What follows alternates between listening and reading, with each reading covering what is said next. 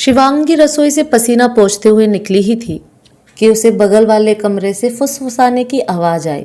शिवांगी ने कमरे में झांका तो देखा कि सास सविता जी अपनी बेटी से धीमी आवाज में फोन पर बात कर रही थी। बेटा सुमन, हमारा क्या है, आज नहीं तो कल चले जाएंगे, मगर तेरी भाभी को इतनी समझ तो होनी चाहिए कि अपनी सास को अच्छा अच्छा खाना खिलाए। जब देखो रोटी सब्जी दाल चावल यही बनाते रहती है, क्या रोज रोज यह खाना भाता है? तेरी भाभी सुबह 7 बजे उठती है। घर की लक्ष्मी को सुबह सूरज निकलने से पहले उठ जाना चाहिए, मगर उसे कौन समझाए। कपड़े धोने के लिए मशीन लगाती है, झाड़ू पोछा बर्तन करने के लिए बाई रखी है। ठाट बाट तो देखो महारानी के, हम तो हमेशा हमारे कपड़े हाथ से ही धोते थे, और काम वाली बाइयों के काम भला किसे पसंद आते हैं। शिवांगी ने सब कुछ सुना और अपने कमरे में आकर बैठ गई। उसकी आंखों में आंसू थे और वह अतीत में खो गई जब वह शादी करके इस घर में आई थी।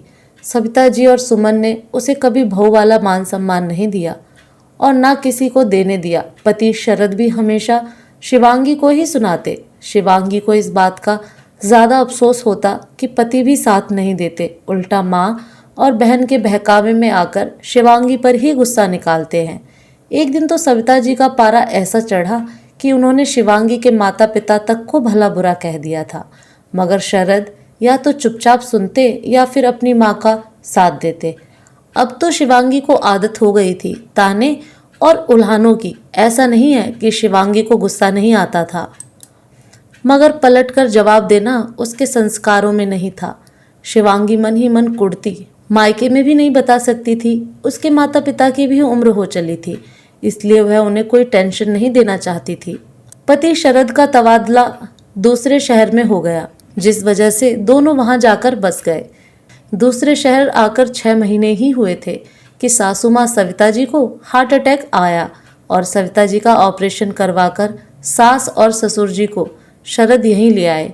बेटी सुमन की शादी हो गई थी, तो अब सविता जी फोन पर बेटी को सारी राम कहानी सुनाती थी। मम्मा मम्मा कहते हुए 4 साल की सोनू जब कमरे में आई तो शिवांगी की तंद्रा टूटी। उसने सोनू को गोद में भर लिया और उसके साथ खेलने लगी। सविता जी बोली, शिवांगी खाना बन गया हो तो लगा लो। शिवांगी रसोई से दाल चावल सब्जी रोटी ले आई। उतने में शरद भी आकर डाइनिंग टेबल पर बैठ गया। शरद को देखते ही सविता जी बोली, मुझे तो आजकल खाने में कोई स्वाद ही नहीं लगता। यह बीमार वाला खाना रोज रोज खाया नहीं जाता। शरद बोला, माँ आपको तला हुआ और चटपटा खाना खाने के लिए डॉक्टर ने मना करके रखा हुआ है, इसलिए शिवांगी रोज यह खाना बनाती है। पकौड़े बड़ा समोसे यह हम सब भी नहीं खा रहे, बल्कि आपको तो यह सोचना चाहिए कि मेरी वजह से घर में तला खाना बन ही नहीं रहा है और कोई नहीं खा रहा। पिछले साल आपकी बाईपास सर्जरी हो चुकी है। आपके हार्ट की समस्या की वजह से घर में तेल घी का इस्तेमाल काफ़ी कम हो गया है, हम भी नहीं खाते। सविता जी बेटे का जवाब सुनकर चुप बैठ गई। दूसरे दिन सुबह जब शिवांगी कपड़े धोने को मशीन लगा रही थी, सविता जी बोली, बहू यह रोज रोज मशीन लगाती हो, जानती हो बिल कितना आता है? शरद ऑफिस के लिए तैयार हो रहा था, वह सुनकर बाहर आया और बोला, हाँ माँ जानते हैं बिल कितना आता है, और वह बिल मैं भरता हूँ, इसलिए आपको चिंता करने की कोई ज़रूरत नहीं है। और अगर शिवांगी दिन भर कपड़े बर्तन यही करेगी तो दूसरे काम कब करेगी? सविता जी फिर चुप बैठ गईं। शिवांगी के लिए यह पल जिंदगी के खुशनुमा पल थे जब पति शरद उसका साथ देता।